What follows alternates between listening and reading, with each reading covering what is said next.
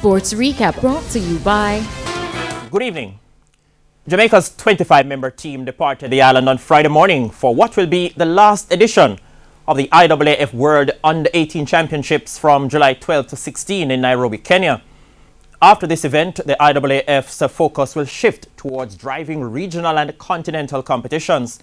Now, the championships will be missing powerhouse the United States, as well as Britain, Australia, Canada, New Zealand and Switzerland, who have all withdrawn because of security concerns.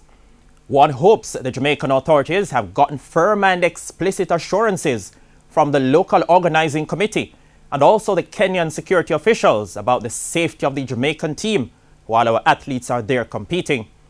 Jamaica's head coach Michael Carr, in the meantime, has cautioned against the level of expectation, saying we should not expect the other competing countries to just roll over and surrender to Jamaica in a wimpy manner. Carr has rightly said other countries would have been preparing their athletes with the aim of producing optimal performances at the championships. In fact, with the absence of the United States and Britain, athletes from other countries may just be motivated to work even harder to produce the quality performances, which would leave very little or no doubt as to whether or not they would have served up those performances had the United States and Britain contested the championships.